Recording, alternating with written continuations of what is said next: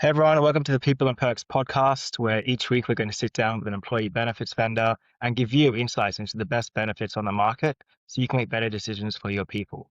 I'm Sean, the founder of Perkwise, the UK's first employee benefits discovery and review platform. And I'm Adam, employee benefits consultant here at Wingate Benefit Solutions. And today we're happy to be joined by Gus from the lovely folk over at GoJoe. Gus, how you doing? Yeah, really well. Thank you. Great to see you both. Yeah, good. Great to have you on. So, how long have you been with GoJoe? Tell us a little bit about yourself. Yes. Yeah, thanks for having me on. I've been with GoJoe just over a year now. Joined at the start of 2025. And yeah, previous to GoJoe, I was in the world of corporate consulting for sort of large investment banks. So it's quite a change. No one in GoJoe ever boasts of having a background in employee benefits or insurance, but we all now find ourselves very much in that world. But we're loving it and love getting stuck in. And did I see something? Did you sail across the Atlantic? Or So between consulting and GoJoe, I rode the Atlantic with three of my mates. Actually, it's actually the picture behind me, which is quite embarrassing. I promise I didn't buy it for myself. It was a purchase from my girlfriend. But that was the interlude between my last jobs. Nice. So you're not such an average Joe, I would say. There's probably only a small percentage of people on the planet who've done what you've done. But that's awesome. No, it's cool, but it's funny. Training took years for that, but now I very much use the GoJoe solution just to try to get myself motivated to get up and do a normal level of exercise. I feel like I've gone back into the average Joe. I probably wasn't for a little bit of time. Nice. So today we're talking about solving the £30 billion workplace wellbeing problem. There's been a lot of stuff reported recently around UK businesses, the cost and the rising costs of workplace sickness, whether that's absenteeism, presenteeism, and the impacts that's having on, I guess, UK economy, not just at a business level. What have you seen, Gus? Like, are you seeing this from employers? Like, my question would be, do you think employers are paying attention to those sort of numbers? Yeah, I think obviously in the last 5 years or 10 years now with COVID, absenteeism isn't just people not being in the office. It's not just people not turning up to work. It's actually people having issues that are going on at home. You're unable to recognize that as an employer or as a colleague. And there's a real issue with people not being either happy at work or happy generally, and the impact that has on the work environment, but also that person as an individual to be able to perform with their job, but also be themselves at home. So yeah, clients are massive about how can we get in front of our employees and how can we have a positive impact on how they turn up to work, but also how happy they are at home. Because if they're happy at home, they're going to be better at work. Yeah, 100%. I think you touched on it there, but that people working when perhaps they shouldn't be, or burnout's a big rising concern at the moment as well, where people are pushing, and not quite recovering as they should be. Would you say that like one of the things that I find quite difficult with this for employers is that it can be quite difficult to measure. Like, it can be quite difficult for something like presenteeism for you to say, okay, we're impacted by this a lot or we're not, because ultimately you don't really know unless someone volunteers it. Would you say that, like, you're looking to, or what should employers do to try and tackle that sort of stuff? Yeah, so as you said, it's really challenging, especially around like presenteeism. That ultimately is how present in the moment of their day-to-day work are they, and that's really hard to measure. So I think that the best thing to do is to sit back and be like, what can we measure? And great measurement things are around absenteeism. Absenteeism is like our gold star metric because it's, we're looking at it earlier around one of our clients, NatWest. A reduction in 10% in absenteeism for them is not measured in tens of hundreds of thousands. It's measured in tens of millions of pounds worth of value to the business. So measuring absenteeism at the first stage is really, really important. and then going into and diving into the sort of the nitty gritty and around presenteeism, around satisfaction at work. Satisfaction and presenteeism are integrally linked. So yeah, sort of our value pitch and where we see it is big picture, get the data, and then you can start diving in. But going into the detail at its first instance is not only really hard, but you're not likely to get the outcomes that you want. Yeah, well In, said. Go on, Sean. in terms of like absenteeism and presenteeism, how do you like based on your like conversation that you've been having with clients, like um how does this show up in day-to-day organizations? Like how does that actually impact in the day-to-day work that companies are trying to do or employees are trying to work on with this lost Yeah, data? so it comes in like in a whole host of different ways. I think the real absenteeism is massive in terms of productivity of oneself, but also of the wider team. So the push back to the office is a really, really interesting thing around absenteeism. People being more absent now that they're being forced into the office because they've got commitments that they can't avoid at home, and they cover that up with being absent, or or people still working remotely, and being absent is seen as is an easier conversation than it would be to be in when they're being in the office.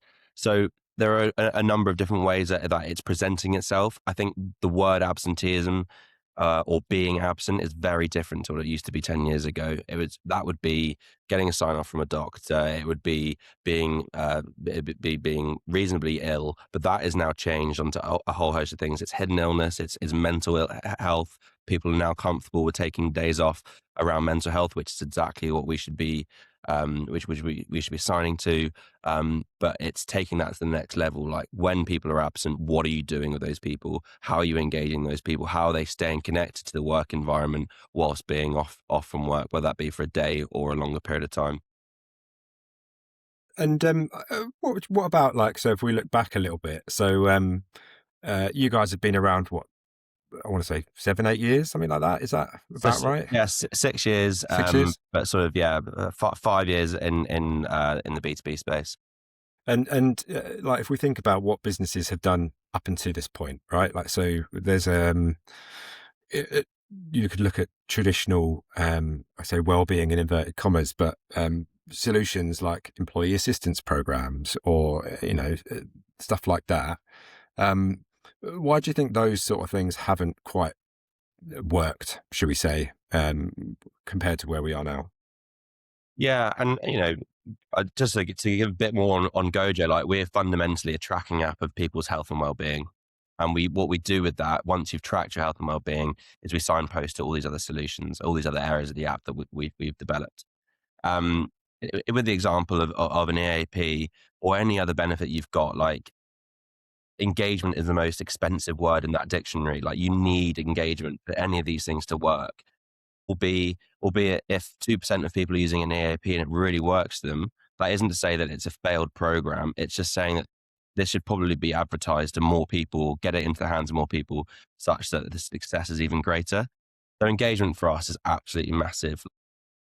We cannot have this conversation if we're dealing with single figures in engagement. It needs to be, upwards of well beyond 40% of your workforce engaging with any said benefit. And that's what we do. Like, how can we get people onto the GoJoe app every single day to do something as simple as tracking a walk, but equally take that well beyond it and start elevating other benefits like an EAP so that someone who does need that sort of benefit is getting it into their hands. And it's allowing the experts in the EAP world to deploy what they want, all the way through to people like Bupa who are best in class with private medical insurance. We want to get those benefits into the hands of individuals that need them.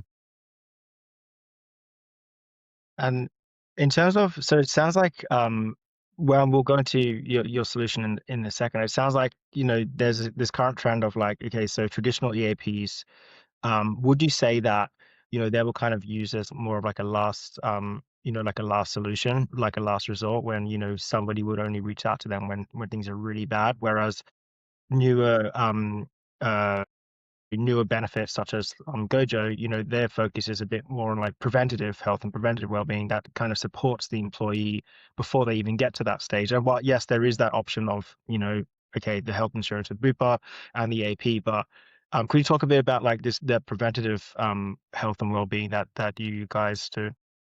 Yeah, yeah, 100%. And it's when you look at the world of specifically health, it's all reactive. Someone's ill, you get medication, you go to the doctor, but something's happened like for that to occur, and especially with mental health, like that doesn't turn up on one day where it hasn't been there before. There are certain triggers that make these illnesses become more prevalent.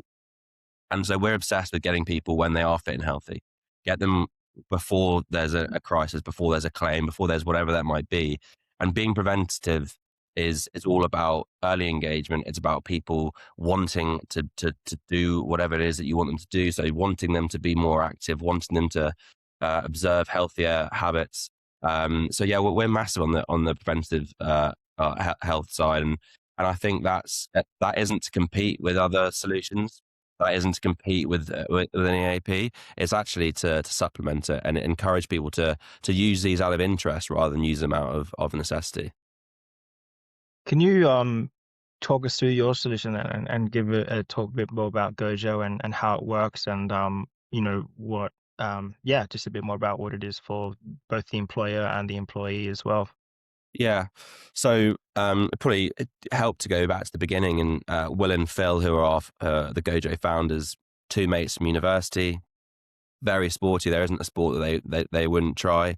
And they both went into the world of corporate law. They got handed a whole host of employee benefits. But nothing really itched to scratch of what they wanted. But what they did do every year is they'd catch up with university friends and they would go to a racetrack and essentially have a day of Olympic disciplines. They'd 100-meter race, high jump, long jump. If you ask Phil Still to show him his version of a high jump, you'll get a good laugh out of that. But they got so much from this. They got so much from the physical preparation. They'd train for the event because they wanted to win. They're socially, they would get connections with university friends they wouldn't see as much anymore.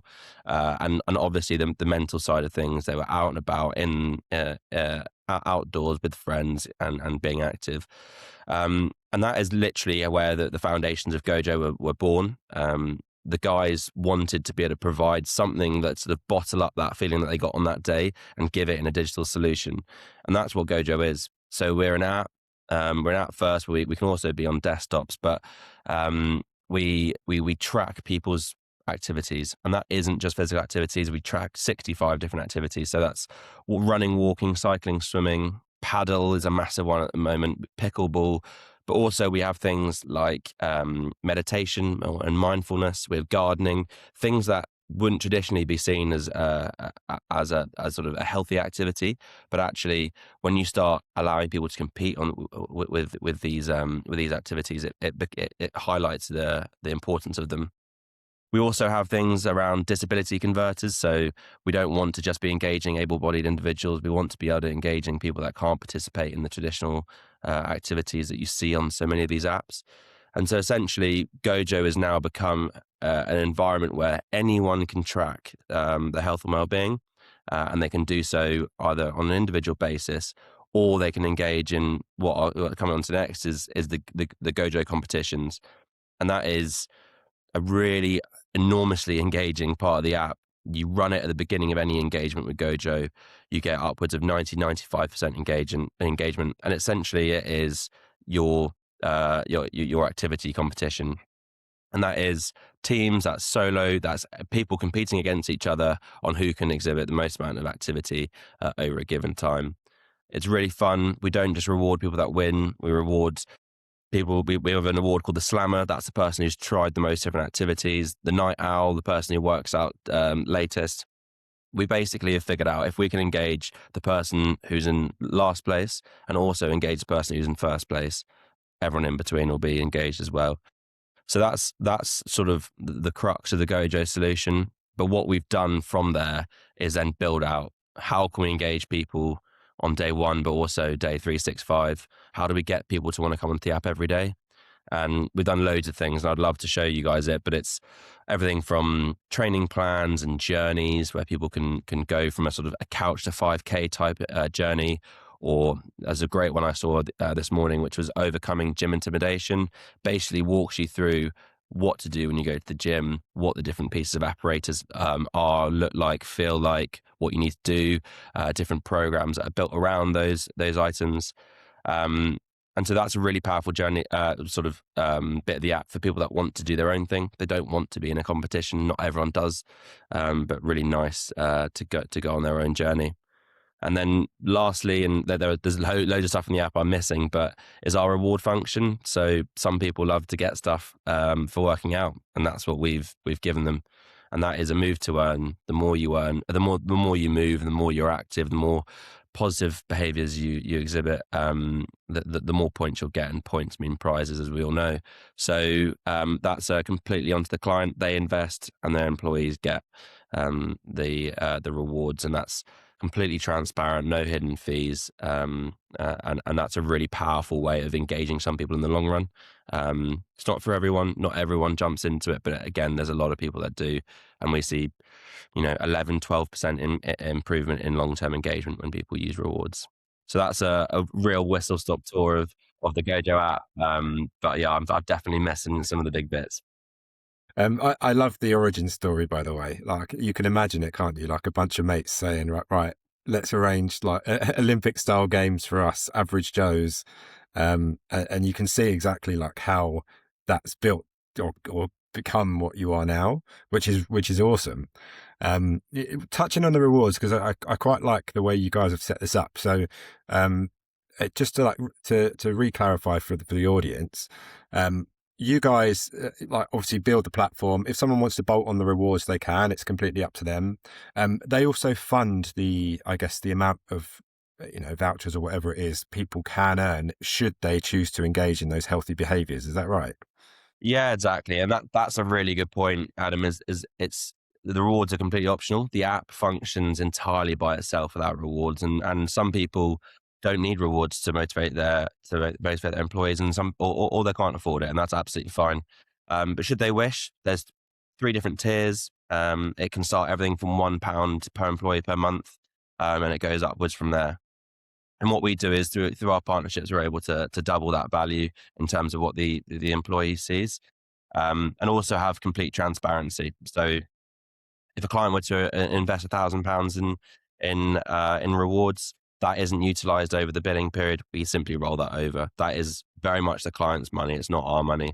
And there's, as I said, there's no hidden fees behind that. It's all pushed onto the employees. So you can almost do that in stages, can't you? Because you could almost start the GoJoe, start your GoJoe journey with like the simple version of the app, right? Just getting people, whether it's collaborating together in the app or going on their own journeys. And then am I right in saying that if somebody then wanted to invest some money for rewards for like 1 month, let's just say the month before summer, some weather's good, they want to get people out and moving and exercising more or whatever it might be, they could just do it for 1 month, right? It's not like an ongoing thing they can do. Yeah, 100%. So we have something called a recognition pot as well. So if you wanted to, everyone comes back in January, wants a bit of a health kick, employer wants to put some money behind it, we can do a recognition pot. And that is literally, they decide who gets the pot. And that can be who's been the most active, who's had the biggest improvement in their health. And they can simply select, Adam's done this, and there's a £20 voucher. Likewise, you can turn it on and off for a month. You can turn it on just for the challenge period, or you could have it just on for the non-challenge period. It's completely flexible, and we want to work with clients. We don't want to have a solution that is built in. You can't get away from it. It's a hidden cost that you get through the platform. It's got to be really flexible for the employee and for the employer, because you don't. At the end of the day, these things cost money, and not everyone has an endless reward budget. We've got to fit into the requirements of that employer.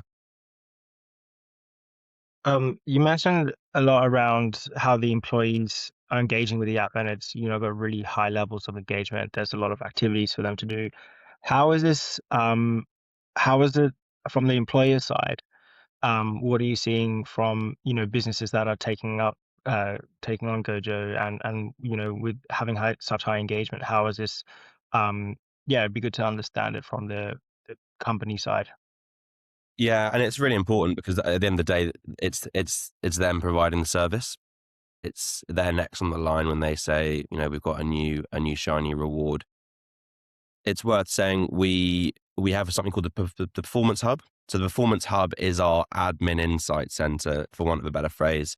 It's got everything on it, from the ability to set up challenges, deploy rewards, set up clubs, set up surveys. You can do that all on the Performance Hub. Also, what you can do is you can start to see the data insights. So I didn't mention it, but all of the activities can be tracked on wearables. They can also be tracked on people's phones. And what that means is that we're getting a load of data. We're getting a load of data on how active people are being, survey responses, how often people are coming into the app. And that is all brought together on the Performance Hub, completely anonymized, completely aggregated. And it starts to be able to give employers really good insights into not just the overall health and well-being of the company, but we can start segmenting that down. And globally, that means you can start seeing which countries are being active, aren't active. Is there trends there that we need to follow? But actually, on a local level, you can see, all right, in our London office, the finance team aren't engaging with the app, or they're not being very active. What does that mean? Is that an early sign of a burnout? Is that an early sign of an unsatisfied employee? And that is, beautifully, wonderfully presented data to an employer who is constantly trying to answer these questions anyway. We can link in with HRIS systems as well, and that's where we gather information on absenteeism. And when you start plugging in more data feeds and to which we can provide the insights, it gives them a really powerful image as to the sort of the inner workings of the business that previously haven't been that clear. And that's why we've gone down the route of data. Is the employer, although they want to provide a really really positive benefit to their employees, they also want to be able to see the outcomes of that. They want to be able to see the data and how is it being used? What are the outcomes of its use? And so that's our relationship with the employer. Is, we need to provide you useful data. What insights do you want us to be tracking? What do you want to be seeing? And we can manipulate that Performance Hub to show those pieces of data. So thanks, Gus. That's really interesting. And when it comes to so what? So we touched on it at the beginning. The UK is seeing and is getting more information now on the fact that there are these issues linked to sickness, to presenteeism.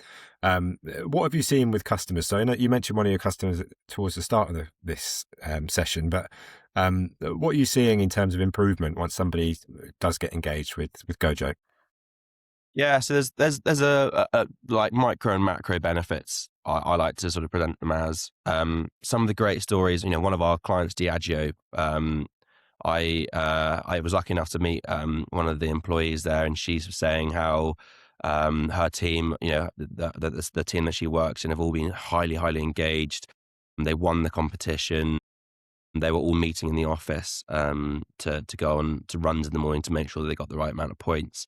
So on a micro level, that's the sort of benefit we see. We see people being proactive with their health, and that's great. And that's, it's a really great feeling both for the employer and for us. But on a macro scale, and this is where the sort of the employer's ears prick up, seeing huge changes around pre and post GoJoe. And one of the great stats was 4 in 5 people at this certain client who previously were classified as sedentary, 4 in 5 of them were now meeting the NHS guidelines in terms of activity. And that's when they were using GoJoe. And then when the challenge stops, 3 out of those 5 continue that habit in a long-term fashion. And although the 4 out of 5 is brilliant, the 3 out of 5 is even better, because that's someone who has gone on to GoJoe, utilized a competition, got into the health and well-being, but then also pushing that into the future. And that is, in terms of not the person's own health, is huge, but for the business, that's massive as well. And that gets elevated up. And the stat I used earlier around NatWest, one of our larger clients in the UK, they have seen a 10% reduction in absenteeism since they started using GoJoe. And although that won't just be down to, well, I'm not going to attribute all of that to GoJoe. That's the strategy of NatWest. But when you start talking about that level of reduction in absenteeism on a company of that size, you're talking about tens of millions of pounds worth of improvements and improved efficiencies. And that ROI is, exponential. It's absolutely vast. But that's relevant to both SME and to enterprise client. Getting people less absent and more present is a huge investment for the business. I mean, you've kind of touched on it just a little bit there. So you've mentioned a couple of your larger clients, but would you say GoJoe, is it designed for larger clients, or is it, could any business really look at it? Yeah, it's one of the questions we get asked all the time, and I think the key thing is it can be used by anyone. It's designed to be used by anyone. We were originally designed to be a direct to consumer app, so it's essentially an end user is an end user. It doesn't matter if they work for a massive company or they work for a small company. Um, what the actual meaning is for the employer is slightly different. You've got on the SME side, it's great to be able to provide a reward system where it's flexible, it's very self-serving, everyone's involved, it's a place of common ground. But then for an enterprise client, you've got what we like to call health equity. You're giving something to everyone. So for NatWest, everyone gets GoJoe, but not everyone will get certain PMI cover, or not everyone will get certain other benefits. So therefore, on an enterprise level, the benefits are slightly different, and that's all around mass data, mass participation, and giving a really balanced benefit to everyone in the organization. So we do work with everyone. We love to work with companies big and small. The proposition, though, is just slightly different. I saw, I think last year you partnered with Bupa, and it would be good to understand. So you just mentioned about like the proposition for SMEs and enterprise. It'd be good to understand how that ties in with all of the like the app and the whole macro level of well-being that you mentioned before. Yeah, so yeah, we're absolutely delighted to be partnered with Bupa. They're the best in class at what they do. They're innovative, and they're also incredibly good with client care, with employee care. So yeah, in terms of how those two work together, we're very much the connection, the preventative piece of that operation, and they deal with the far more complicated and sort of important care of the client when it comes to clinical and medical care. In terms of how that partnership works and looks in terms of the app, we're able to elevate Bupa's proposition through the app. So for a company of 100 people, and maybe only 50 of them are covered by Bupa PMI, their PMI information will come through the GoJoe app. And for those who don't have Bupa, it simply won't be there. The tile won't be there, but the app will look and feel exactly as it should do. So the connection is a deep one in terms of how we're able to elevate the the Bupa proposition, and also how can we get what Bupa are providing in front of the employees before there is a need for a claim. So we don't want to just be a solution where when you break your leg, you click on the Bupa tile. You want to be there for any preventative measure that might be, whether it's mental health, musculoskeletal, whatever it is. We want to be able to elevate that Bupa proposition through the GoJoe app to get to people before there's a claim required.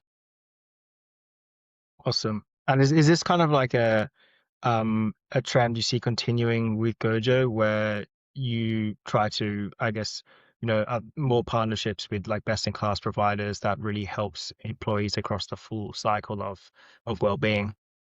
100%, 100%. We know what we're good at, so we stay in our lane. We're very good at engaging people.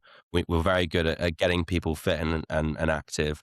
But what we don't want to try and do is fall into those other areas. We want to stay focused at what we do, and to avoid losing focus, we partner with the best at what other people do. And that's all, we've got loads of things in the pipeline around nutrition. GLP-1s is obviously a massive conversation, not only in health, but also in benefits.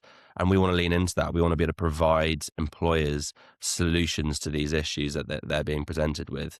And so we're always opening for partnering.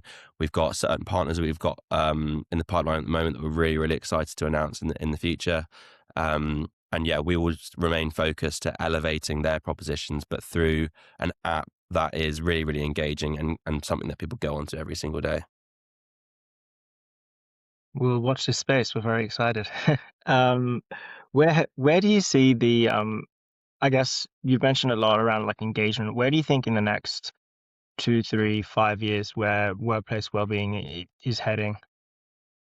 Yeah, do you know what? You look to where it was 5 years ago, and people sort of panicking under the strains of lockdown, and like, what could we get into people's hands to help with what was going on? And I suppose going forward, I think, the return to the office, I think is pretty on, and I think people are going to be ever more going back into the office. There's definitely a place for remote working, but I think the office is on, so I think maybe a few more in-person events, and getting people in their workplace and making them happy in that environment. So I think our position is going to potentially become maybe a bit more physical and in person, but also engaging people when they're at home. And that's the sweet spot, is how do you get people happy at work but also happy at home? And I think that's where like a digital solution can really come to the fore, just elevating things, giving notifications, letting people know the useful information, without being sort of without overdoing it. I think, obviously, the utility of mental health benefits is gonna go up. There's been lots of efforts at that through employee benefits, and I'm not sure we've quite cracked it yet. I don't think anyone in the industry would say they have, with the stats that come out around mental health. Um, but I think there will be a huge push as to how do you get that level of support that people need in their hands well before there's a moment of crisis. So yeah, I think that those are two things: more physical, and I think definitely a greater. I wouldn't say push. I think there's a push for mental health already, but I think sort of a few innovations around how to get the utilization up. I love the idea around in-person stuff, because I think, like, as you've already just highlighted, like the way we've been going over the last 5 years or so, it just means that employees do have quite a lot of apps and quite a lot of like things like that. So to hear you say that actually some of the plans might be that you do a bit more of stuff in offices or, in person is awesome. Um, Please tell me you're going to do like a GoJoe games or something like that. That's what I want to get involved in. That'll be music to Well and Phil's ears. There's things in the pipeline around GoJoe games. We think that there is such a space for getting people competitive again from client to client. It doesn't have to be just internally. Can you elevate the company to want to go and compete against each other? You can just imagine now the big four going at it at some sort of GoJoe games. It'd be unbelievable. So there are things in the pipeline, and yeah, I think it's unbelievably exciting. And yeah, I guess to reiterate Sean's words, watch this space. Nice. Well, I guess final question. If there's one thing that you would want a HR director or somebody watching this today to take away, what would that be? Great question. I think it's all around health equity. It's a massive piece for us. And that isn't health equity just for the end user. That's also in terms of getting data into the hands of people that can make good decisions. And I think quite a lot of people think that I don't know if I want my HR team or my people team seeing my data, but it's all with the end user in mind. Like, we want people to be getting the best benefits they can get. We want them to be being as active and as healthy as they can be. And the only way we can do that is by offering these low cost mass solutions for everyone, getting everyone onto them, engaging them as much as we can. So for health equity is the main point. That's what we always push. We want to get the app in as many people's hands as possible. And to do that, we remain very, very low cost. So yeah, that's our mission. That's our drive. Awesome. Well, that's a good point to end on. So, Gus, it's been great chatting to you. Thanks again for obviously coming on and taking the time to talk us through what you guys do and how you can support businesses.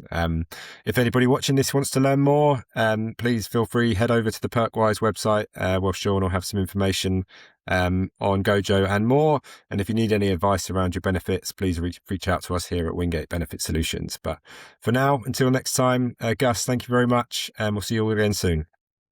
Thanks, guys. Cheers up.